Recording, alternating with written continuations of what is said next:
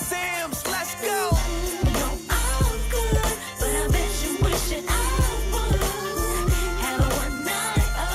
Hello, everyone. It's your girl, Miracle Sims, and you're watching the GSL Talk Show.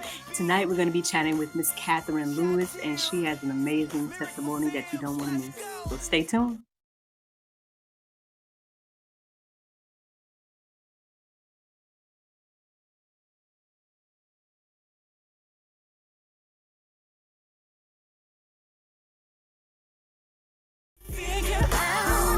That I'm not the type of girl that goes.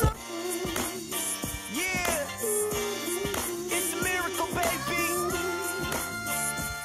You wishing I would have a one-night affair. Welcome back to the GSL Talk Show. I am here with Miss Katherine Lewis. How are you?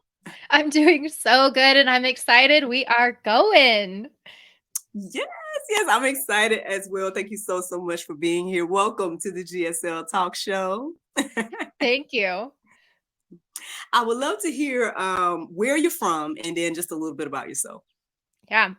I am in Colorado in the United States. I always have to say that because sometimes I don't know who I'm speaking to around the world. But yeah, I am a software engineer and I run a nonprofit. So that's a little bit about my professional background. But I'm also a new Christian. I just accepted Jesus in March of 2023. Oh, wow. Well, look, congratulations. Look, best decision of your life. I mean, that's Yeah. amazing. And now you out here talking about it too. Look at God, man. All right. So That a lot of cool things there to talk about because you said software engineer. Now, my husband's into software development. Is that on the same Yep, line? we're speaking the same language. I need to let y'all talk after this. That's cool. But you're working with a nonprofit, you said? Yeah, so it's something I founded that I do like on in the off hours. But we've been operating for 8 years and we work with high school students to help them heal intergenerational trauma. Wow. Through the software development situation or software engineer? They're two different things. So Okay. it's more through leadership, developing emotional intelligence, self-awareness, that internal work. That sounds good. Like, I might need to get my husband to talk to you for real. 'Cause, like, 'cause he's kind of struggling when it comes to this whole. He wants to really get into this software development field. He has a master's, all this different type of stuff, and he's struggling trying to get entry level. And I'm more of an entrepreneur, as you can see. I guess we kind of speak the same language in that regard. And I've been trying to, encourage and inspire him because my thing is, long story short, girl, that basically, I'm just over waiting for somebody to give me an opportunity. You know what I mean? Like for things that I feel like are my gifts and talents and stuff like that. I'm at the place where I'm like, hey, if I gotta create GSL or if I gotta create, whatever it is on my own, I'm willing to do that. But I know that's not everybody, and I get it. But at the same time, I'm like, you can do things now, and to me, you just kind of confirmed that in a way because you said you started this, or founded this nonprofit and things of that nature. So I got to hear more about what you have going on. But first, can I ask you? So, what made you come to Christ Oh, last year? Is I that deep? it's my favorite question because this has been Mm. the most incredible thing in my life. You were not wrong when you just said that earlier. It is the best decision I have ever made. And of course, it was a decision made in a very low point. Not that it has to be made then. My brother just came to Christ in September and he just accepted him on an airplane. And so, just reading a book and was like, Wow. let me try this. Let's see what happens. And so it doesn't always Wow. have to be a low moment in your life. But for me, it Mm-hmm. was. Um, I grew up in the new age realm. So technically, Mm. it's called religious science. It's technically a Okay. philosophy, it's not a religion, but it's basically where you believe in the good things from all religions. So you kind of pull it all in. Mm. Jesus is a master teacher. You believe in God, but he's universal. It's like this divine energy. It's not an actual, being. And you're tapping into all these different things, fortune telling, tarot cards, looking to try and find your purpose and where you need to go. Mm. And it served me well enough. Like there are good things in it, which makes sense because it's pulling from the good of all these different places.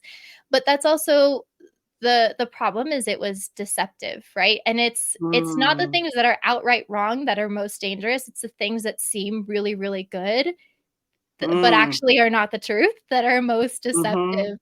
So Mm. I was becoming a minister actually, and was going to be a minister in that philosophy, but considered a religion. And Uh-huh. it's a 6-year program. So I was in year 3, and I was going through this course that's on prayer. And we had our final panel where we had to pray in front of a couple of assessors. And they were like, yep, you did an excellent job. That was a great prayer. Just remember to refer to God in the third person, because I was praying directly to my father, God, like, please, da, da, da. And it was more of a third person kind of thing. And that Mm. woke me up. I was like, wait a second. I know that God is my father. So I'm going to Mm. speak to him like he is my father. Like, wait, what is going on here? And so Mm. I started to question things. I was like, I don't know that I can be praying as if he's this object, like this third person kind of thing. Mm. And it was right at that time that God in my prayers, because I will talk to him all the time. It's this weird dynamic. Like I saw him as a being, but yet the religion itself is like it's an energy. And so I would have this dualistic perspective. And so I was Mm. praying with God, and he said, it's time to get baptized. So I was like, Mm. okay, this is a Christian thing. I don't really understand it, but if you're telling me to do it, I'll go do it. So I got Mm. baptized, and it is in the name of the Father, the Son, and the Holy Spirit. So it was legitimate baptism, and it was Mm. one of the most incredible experiences I have ever had. I mean, it's just a feeling that you cannot describe. And so I will say absolutely. I mean, it was incredible. It was interesting though, because my experience was still backwards. Like I hadn't accepted Jesus completely into my heart. So some Mhm. time passes. I got baptized in May of 2022.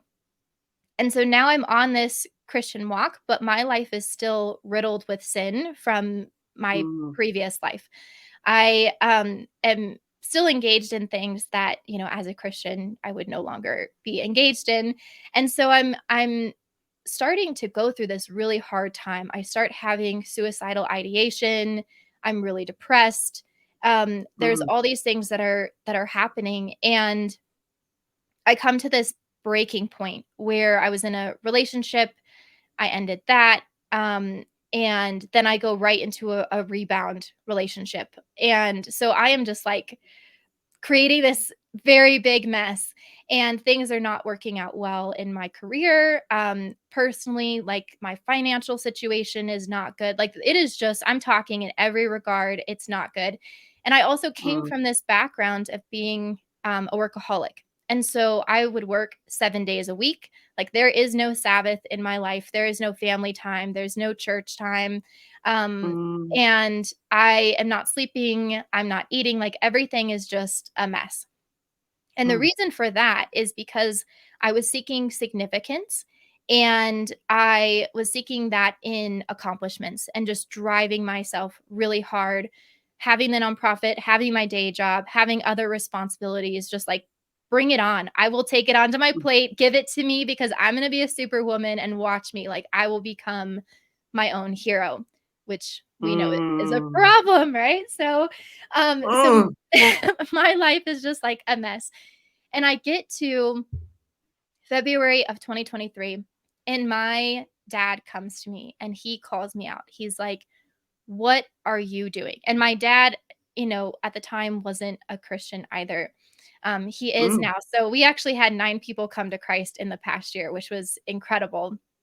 But Wow. so he comes to me and he's like, "What are you doing?" Like he holds me accountable. He's like, "You said that after that breakup, like you were gonna clean up your life, right?" So he calls me out.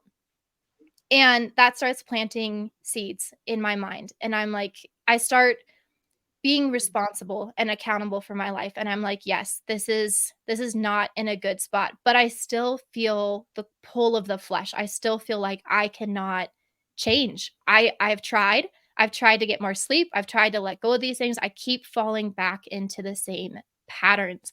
Now, this is also coming from a background of someone who has read all the self-help books. Like, I have done the Tony Robbins, I've done all, I've worked on myself. I have done a ton of work.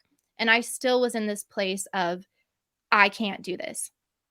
So Mm, March comes around, I'm in my apartment, and I just have this moment where I completely surrender. I am overwhelmed. I fall down on my knees in my kitchen and I just start bawling. And I am like, Lord, I can't do this. I need your help. Like, please, I mm, don't care if you take my job, you take my house, you take everything that I have. I just need you. I need you to come into my life and take over. mm, And then it happens like that. Everything, and it was kind of like a delayed reaction. Like, I could feel something to begin with, but then the outcome is a week later when all of a sudden everything starts to change. And I didn't recognize how powerful that moment was until I started to see the effects. And I was like, whoa, I'm not mm, doing anything different. Like, nothing, I'm not doing anything. And all of a sudden, like, my financial situation is changing, my job and the situation there is changing, like, the desires of my heart have completely transformed, and that we know is the work of the Holy Spirit, right? When you invite mm, Jesus in. And so everything is different. Like, I have no resistance to eating as I should, to sleeping as I should, to spending Sundays, like, resting and being with my family. Like, I am just letting things go left and right, and there is no resistance like I had before. And mm, from there, it's like this transformative journey of still trying to clean things up and let go of habits of sin. God called me into a dating period of abstaining from dating for the next year. And so mm, I'm just coming up on the end of that. And that has been absolutely transformative. Like, he has taken that time to rewire everything I thought about relationships and the way to go about them. And so I know this is a little long winded, but it was the most incredible experience of my life. And mm, now, my life is absolutely all about God. Like, he can take everything away. He can do whatever he needs. Thy will be done. Um, I'm just so grateful. He is absolutely incredible. Girl, listen, I think I'm spiritually just running around right now because this is so many things that you just said are honestly like different, like confirmations to me right now. I'm like, I know people probably think I'm either crazy or they think that I say these things all the time, but God blows my mind every time with these conversations that I have with you guys, you amazing people that come to GSL, because again, a lot of times stuff that y'all will say either will directly correlate with things that are going on with me, or things I might have just heard, or and then we know, like I told you earlier, this is gonna come out in the future, so it's probably gonna hit then too, So it just blows my mind all the time. Like, there's so much that it's like we could just sit here and go on and on. But first, I want to just say thank you so much for the transparency, right? Thank you for being willing to share your testimony and share what God has done for you. I think again, there's so much power in that, and it's so important that we do that. And so yeah, I mean, I could go so many places with this, because like when you talked about like trying to be your own hero, I literally, what was it, last week, because this week just started, right? It's okay, yeah. So last week, I was in I work at my church now, and part-time or whatever, and so I'm able to go to these all staff meetings every month. And they had a gentleman there that was talking all about like that process of people trying to be their own heroes and or things of that nature. And, and then here you are talking about it today, and I'm like, oh my God. And stuff. And then, like I was telling you a little briefly about my husband, which I've been kind of praying and whatnot for him and stuff, because I feel like long story short here, there's a lot of things that I've been through already, and I've already come to like the conclusion where you are today, where you're like, Lord, your will be done. And yeah, okay, of course it took me years to get there, you know. But I think my husband's still kind of struggling with that because he's a planner and he's like trying to like, you know, make sure everything and the teeth and the dots and all that, you know. And I'm like, man, just let the Lord lead. I know it sounds crazy, you know? Like, no, but my whole thing is I find so much freedom in it. Like I just remember how I used to be, right? And then I'm like, I'd rather take the peace, joy, love, hope that comes with me just trusting the Lord. Like, and again, this whole process has made me do that even more than I probably ever had in life. But it's always just good to hear that other people are experiencing this thing too, because sometimes you feel like you don't alone or you're crazy or, you know, because I can see if anybody was to ask me, I would tell them all day, hey, yeah, man, just trust God. Like, give it up. Like, don't stop trying to control it or whatever it is, you know, like, and I know it comes with that whole go with the flow thing, but no, go with God's flow though. Like, because it really is a life-changing thing. Like, you'll find yourself having peace in the middle of turmoil, look, thriving in the middle of the pandemic, like all these different things. Like, and then I told the people on the juice, I want to say sometime it might have been last week, might have been yesterday. But basically what you just said about I think maybe it was over the weekend.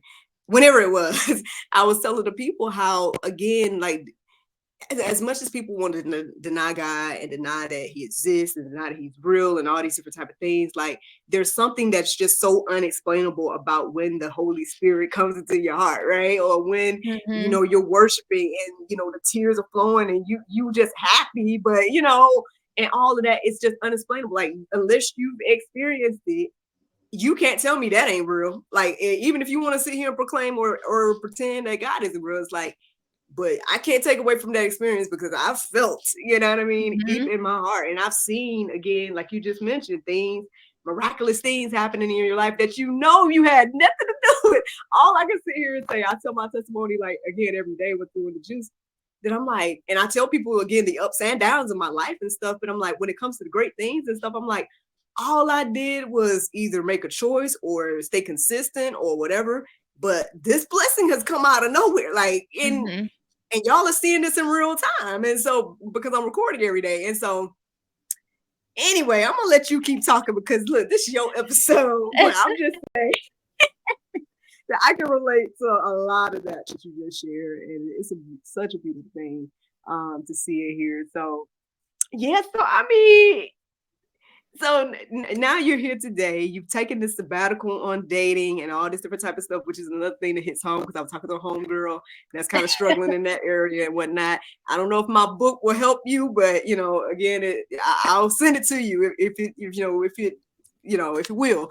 But because yeah, it's called The Cultivation Period, A Single Christian's Journey, and I'm just pretty much sharing my life and sharing things I was learning as I was single and stuff. And you know, I'm not saying I'm perfect, but I'm saying that I believe that particular time in my life was very significant to get to where I am today. And like I told you, to be married and, you know, with my son and all that type of stuff as well. So I would love to hear more. So you just go ahead and just whatever you want to share with us, because I'm just, you know, falling out. Like, she just keeps talking about my life.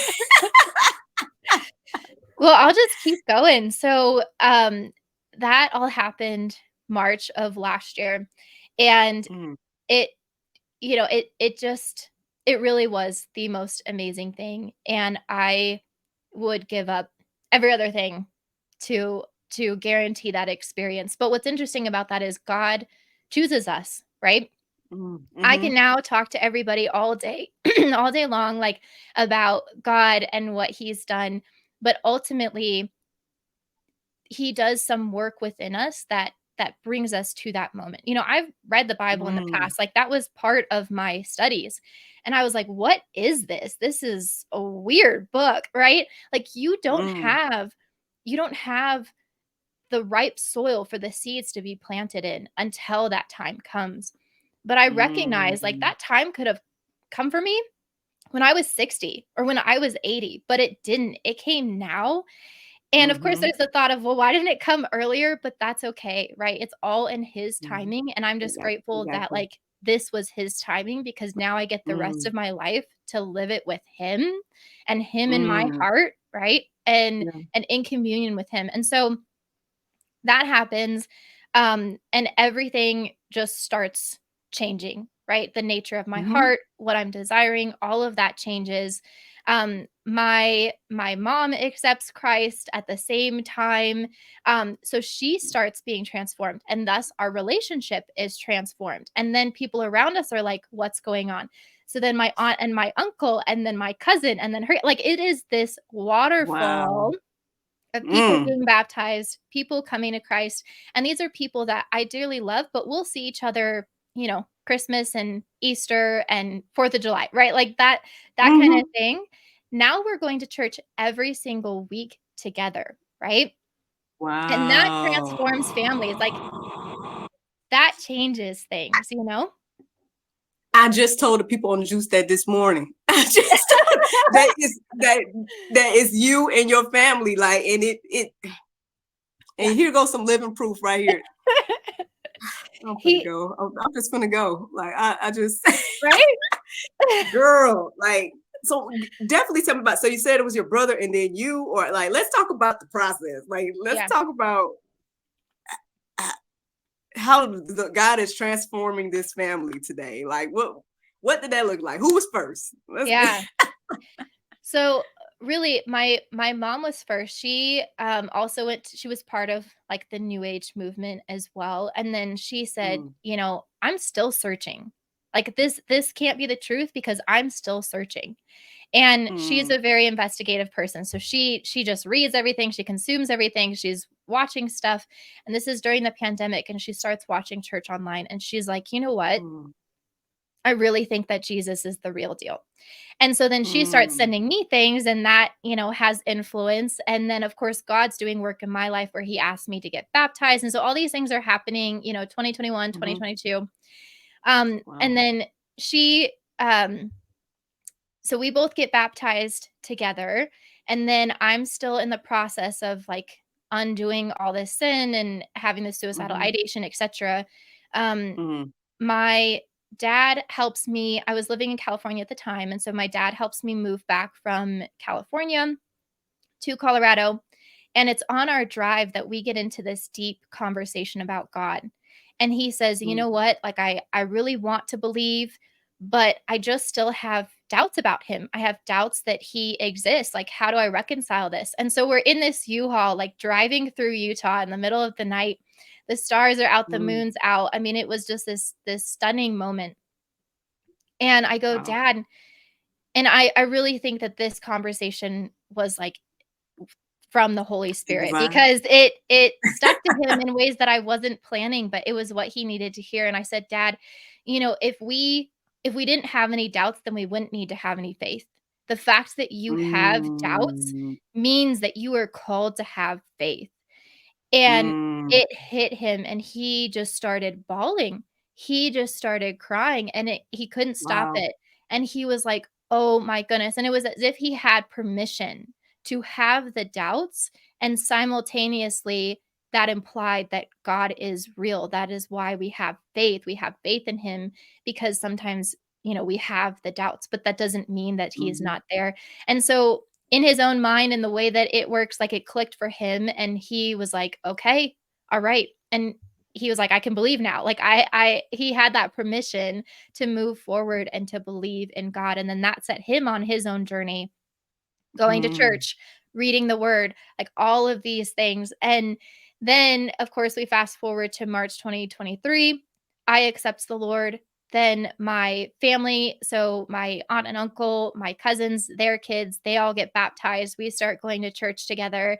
It's just like this huge change. And then it changes our family, because now when you spend regular time together, when you can say, "Hey, how did your week go?" Not, "All right, so what you been up to the last year?" Like, that is so mm, different, because you get to this sub level of detail, people's emotions, what they're going through. You know these things, and you feel like you're doing life together. And that creates this sense of wholeness. Like, I felt mhm, complete. I felt like I had a place to belong. The the dynamic, the richness of our family just drastically increased. And then from there, I started making friends in the church, gaining mentors. This whole community was formed where we're doing worship nights together. I've never really had like a group of friends. I've always done one-on-one relationships. And so now to have this whole group of people who believe, we're all on the same page. As soon as someone brings something up, it's like, all right, let's pray. Like let's do this. It Your whole Mm, experience of life from every different dynamic is transformed. And then of course, we were on this trip in September 2023, and we're on the plane. We're flying to Kentucky to go see the Ark and the Creation Museum. If people haven't checked that out, like mm, that is incredible. They have a whole mm, recreation of Noah's Ark, and it mhm, it changes my whole understanding of that story in the Bible, and just the way that mm, God works. Like it is honestly so so cool.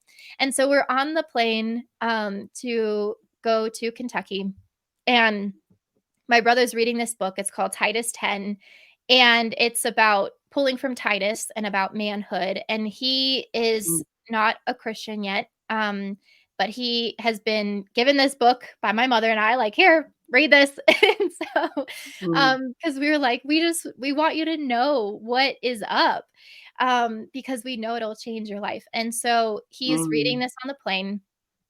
We get to the end of the trip, which was 4 or 5 days, and I'm sitting with him in church. We were in going to church on that Sunday. Again, we're still traveling.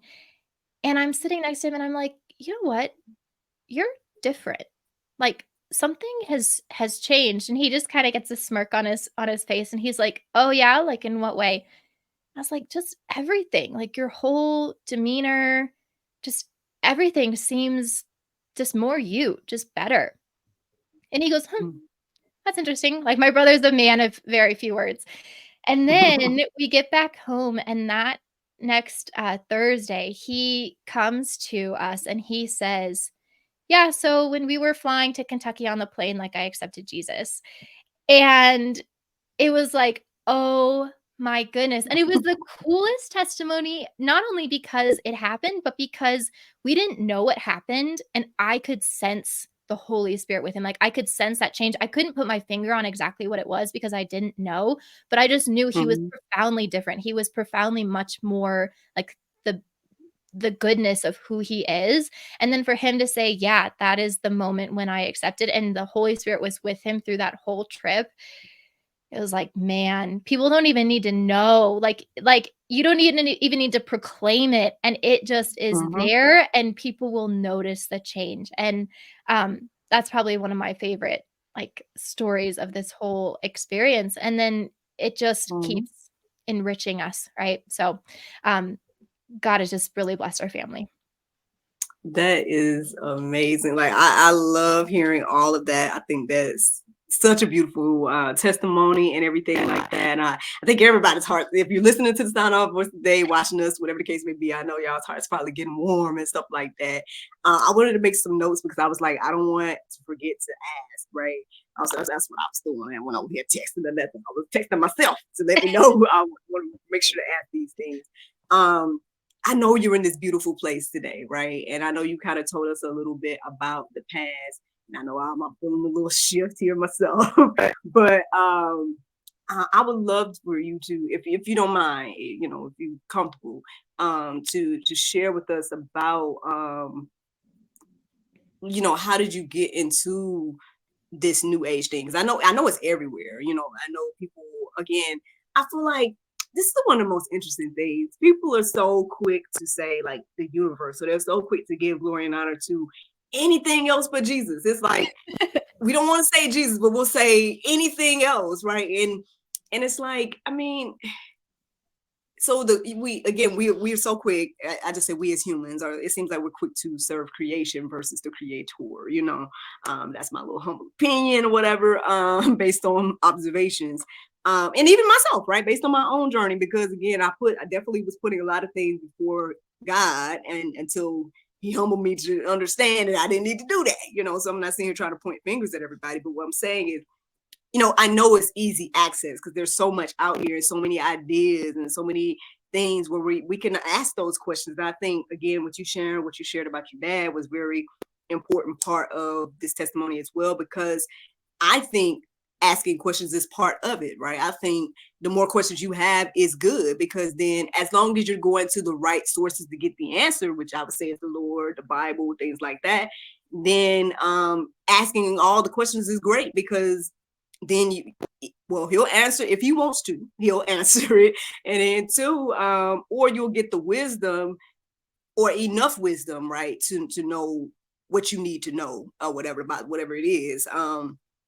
So that's a whole nother thing by itself. But I would love for you to, just share with us how you got into the New Age situation, and as well as, if you, again, could share with us about that suicidal moment and whatnot as well, because we know that people are going over both of those things, and again, it's beautiful to hear the outcome and whatnot. But I think it's also important to share, like, the down things as well. Not only just the, you be led. I'm gonna stop talking. You be led. But I just wanted to ask about those two things in particular before Yeah. I ask my other question. Yeah. So it is important to talk about the down. There is no life with God version where there's not the down. And the reason being is we live in a broken world. And so, therefore, there will always be the down, there will always be the bad, there will always be the evil. God doesn't promise us to not have those things. In fact, Jesus says, you will have those things. Okay, done. Conversation over. So, if we're going to have those things, would I rather have those things without knowing that God is walking alongside me? No, like, I want him there. And then some people come back and they say, well, but if he's walking alongside you, like, why does he allow those bad things? And here's the story that I love the most. If the father is walking alongside his daughter and she stumbles, is it his fault? No. But is he going to pick her up, dust her off, give her a big kiss, hug her, hold her, dry her tears? Absolutely. And that's what the Lord does for us, right? Like, you're not tripping because he's walking alongside you or because he's allowing it. You're going to trip regardless, right? Don't tell me that when you're not walking with the Lord, you aren't tripping. Everybody's tripping, right? But he's going to be alongside you and he's going to help you through that. He's someone that you can call upon. He's someone that you can invite in and say, okay, God, this is really, really hard. Like, help me through this, right? And you can pray. And so there's definitely down moments. I mean, this past week was hard for me. I was on a break for the holiday and I started back up at work and I found myself falling back into my workaholic tendencies. And I was burnt out and I was like, I don't want to talk to anybody. I just want to isolate because I've got all these things that I need to get done. And so those things happen. But if I was by myself, relying on my own self, I would just continue that behavior. But because I know that I'm not alone, then I can stop and I can say, girl, you need to pray. And I will say, God, I know I'm falling back into these parts of myself. Like, please just help that piece of me to die. Like, please just take that away. Take away whatever does not need to be in my life. Like, reground me, help me just keep my eyes on you, right? Or whatever the prayer may be. So that's and of course, then you can bring up the argument that, like, oh, he's your crutch. Well, no, it would have been hard for me to get through it either way. And it still is difficult. I'm still having that experience. I just have a dad that I can go to and I can say, Dad, this is hard. Like, what's your advice? What would you do? Is there anything that you can help me with? Right? What's wrong? There's everything beautiful with that, right? Exactly. And so I'll get to your question about the new age as well, but I just want to address that. Like, there's no walk with Jesus that doesn't still have the difficulties of life. You just now have him walking with you. And I will take that every day. So, to get into the new age, I was raised in that. So my family went to a church that was practicing religious science. It was a religious science church. And we didn't have any other religious background. So it was something that we went to and they went off and on, but I really dove headfirst into it. And I was there for about 20 years. And so really, like, I started really, really little. And it was something that, it feels good because you're taking the good from all of these different religions. But I look back now and it's so interesting. Like, why am I sitting in service and we're quoting the Bible? We're praying to a God. But then when it comes to actually speaking about him, it's like, oh, well, God, spirit, divine love, the universe, whatever you want to call it, like whatever feels Mm-hmm. good for you, just pray to that. And it's like, when do we ever refer to anything else in life like that? Hey, I'm going to drive my car, vehicle, automotive, whatever you want to call it. Like, I'm going to go drive that thing. You don't say that. You're like, I'm going to go drive my car. Okay. Right. And so there's this aversion to calling it what it is, either because we don't really want to accept what it is. And I don't mean to refer to God disrespectfully, but we don't want to just say God, right? We don't want to, because then we have to investigate further and say, well, who is he really? And what is he really telling us? And then you have to, yes, confine yourself to a particular belief system and a particular set of standards, but I just want to say it's not a confinement at all. But you have to have this discernment, and you have to say, okay, I accept this one path, not, well, all paths are open to me. And if I feel like walking down this one, I can do that. And if I want to walk down this other one, I can do that. And I'm not trying to, speak judgmentally or disrespectfully of anyone. I walked that path. I just know that it keeps you searching. It keeps you in this state of, all right, well, I need to read another book. All right, well, maybe I need to listen to another speaker. Okay, well, what's feeling best for me? It keeps you focused on yourself. And of course, that's what Satan wants us to do, because so long as we're focused on ourselves, we're not focused on the Lord. And so his will is not able to happen in our lives. It's my will be done. And that was a huge lesson for me, especially in relationships. I thought that I was loving towards other people. And then I had to realize, like, no, it was my will be done the whole way. I want you to love me the way that I want to be loved. I want you to show up the way that I want, right? I want to have my cake and eat it too. And it was in reading the book Marriage by Paul David Tripp while I was still in that suicidal ideation phase, that sinful phase. I mean, the rest of my life was, we're all going to have that sin, but this was particularly significant and deep and dark. And I was reading that book, and it woke me up to, wow, I have no idea what love means, because I don't know Christ, because I didn't know his kind of love, that action that I will die on the cross, even if you were the only person on this earth, right? I will do that for you. It's not a my will be done. And so I just realized, like, the extent of my selfishness in relationships, and in knowing the love of Christ. Like, I was able to see my whole life was a my will be done state. And that really humbled me and put me in this position of, okay, I'm done. I am done with that, because it's not working. It keeps me searching. It leads to this mess. Lord, please take over. And so, there's a lot to fall into in that new age movement. It's how you feel, you do you.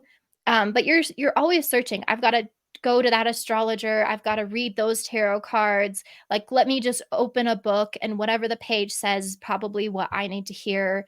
It just opens you up to anything.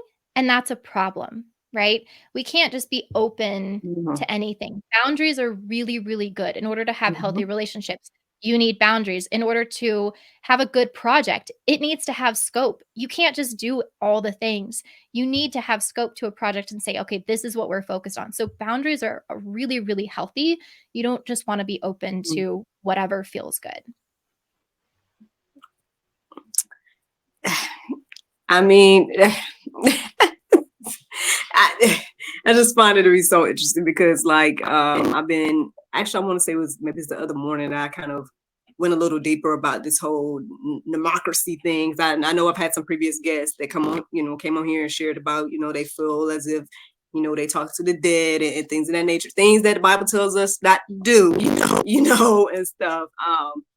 But I mean, again, it's just one of those things I think is like I said, I just felt like it was very important to just talk about that side, and maybe how you got into it and stuff. And so we see that it was a young age thing, and so it's a beautiful thing that it was your mother to help you get out. And I know we talk about here on GSL all the time just how important parenting is, and again, a lot of stuff is stemmed on our childhoods, and so I'm glad to hear that, again, the other side, and that you all have come out and things of that nature.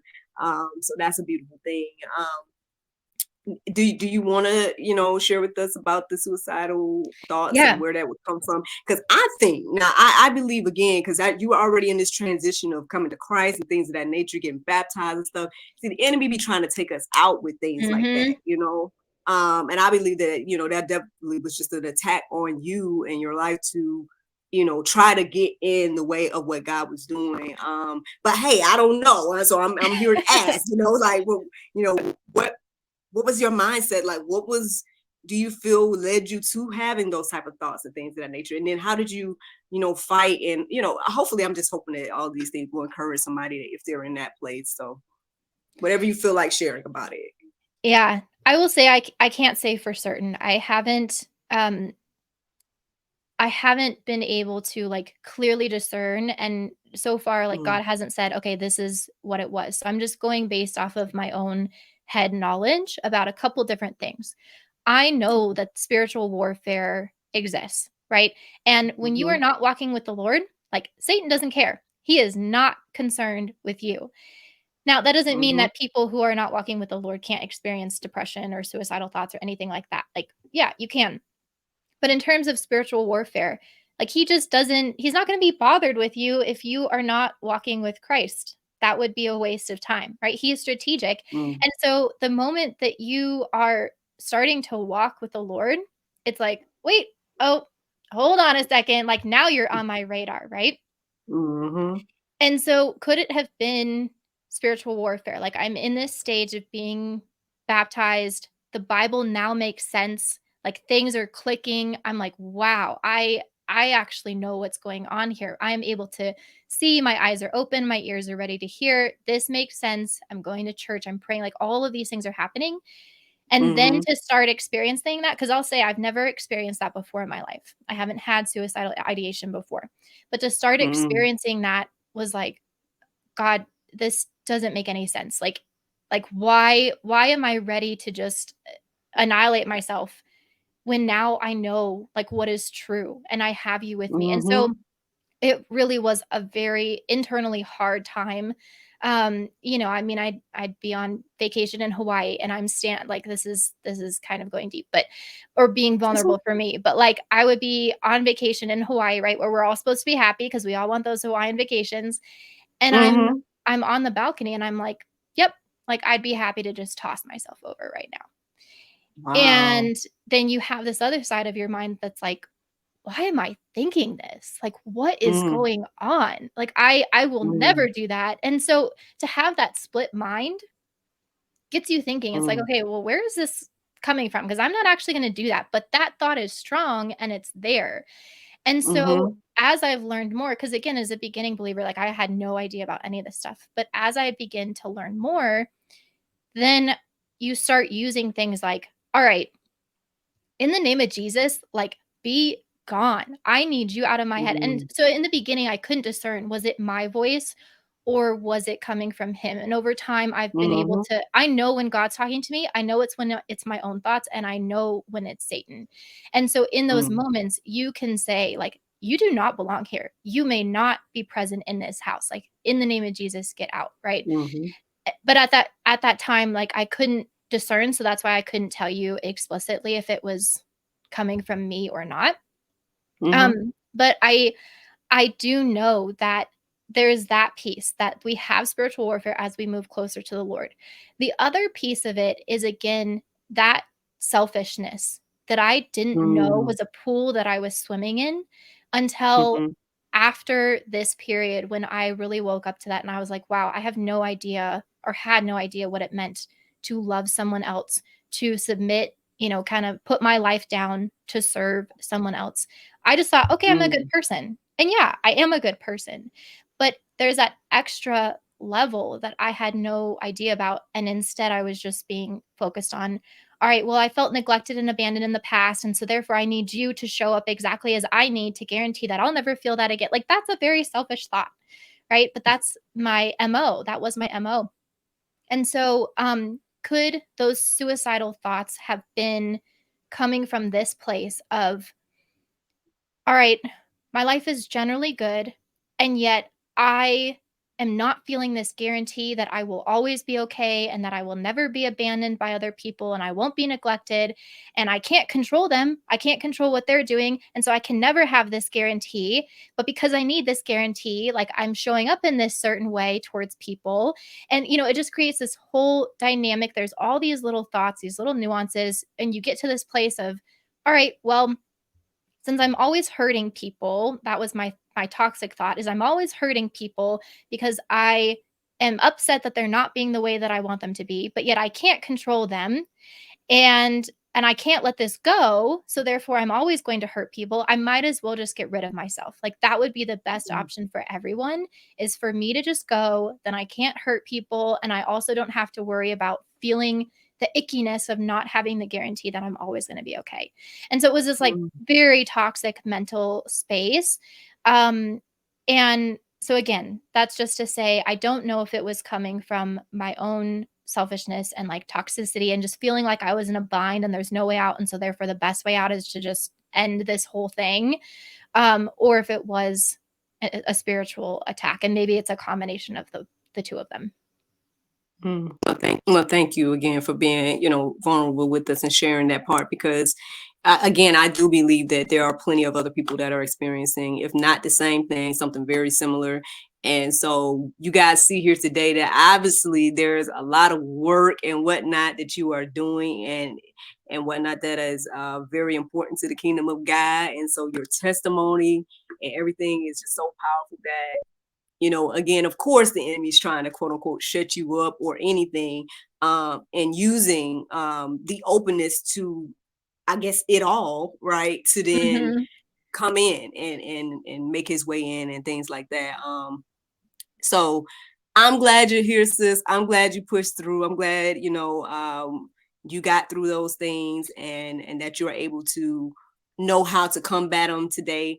And yeah, I mean, I guess my question, I know we got to wrap this thing up at some point, but I guess one of my last questions I would say, at least at the moment, is that I would love to know, like, what got you on this path of like doing these type of interviews and things like that. And I mean, because again, I know the importance of sharing your testimony and stuff, but it's a whole different thing to be like on a podcast or outside of the church in any way, honestly. And so I would love to hear like what got you on this particular path, and I mean, anything that we should look out for when it comes to you and your endeavors.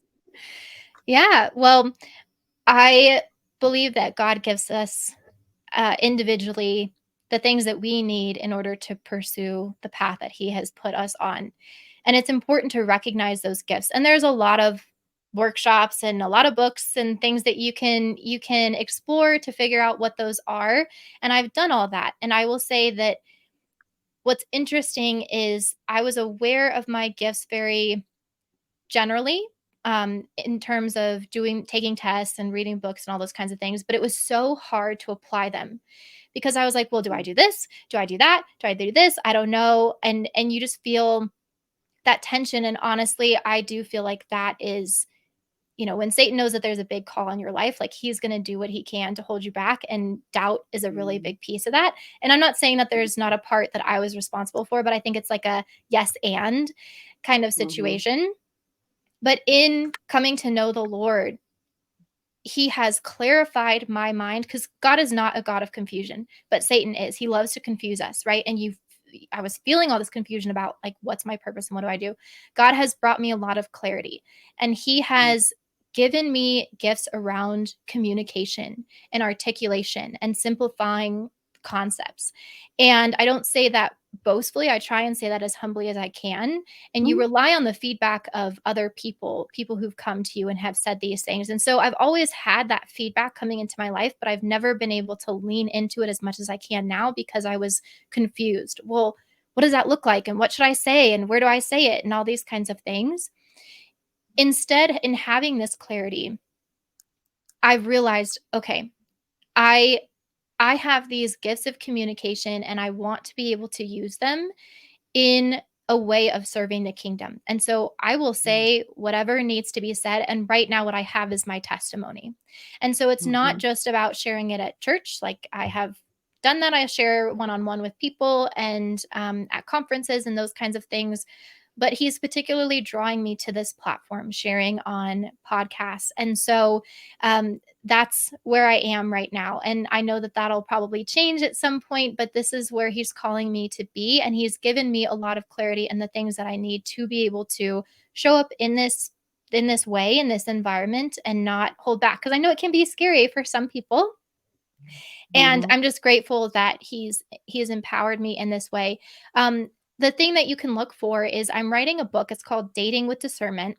And it's everything that I've learned through this past year, which has been super significant in my learning about relationships and rewiring. What does it actually mean to be married? What does it actually mean to love someone else? And so that is going to be released in the next couple months. I can give you more details about that offline, and then you can share that with the listeners. But that's just like a quick little workbook that people can be on the lookout for. Awesome. Well, I'm very excited about it. Again, congratulations on this amazing decision. Congratulations to you and your family. Look, just hug them a little tighter and be like, this is from this girl named Miracle. Because I'm celebrating with you guys, each and every one of you all. And I pray that it keeps spreading through your family and your community and everybody else that you all have access to, because that's how it is, you know. And yeah, I mean, only for the sake of knowing we need to wrap up, go ahead and share with us, where can people reach you and find out more about you and things of that nature, and anything else you would like to share before you go.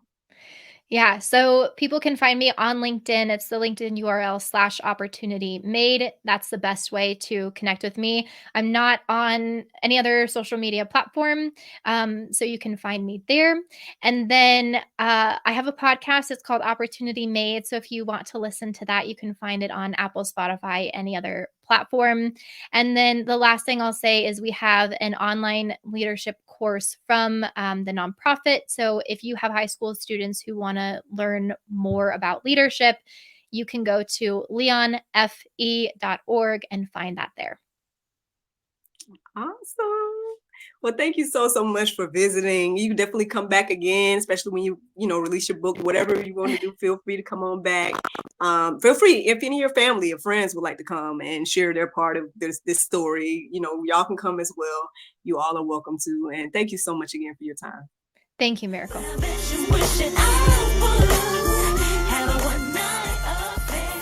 Thank you so much for watching the GSL Talk Show, and thank you to Katherine for joining us tonight. I hope that you guys enjoyed this conversation. Don't forget to like, subscribe, and share. And check out Katherine and her endeavors and her brand new book.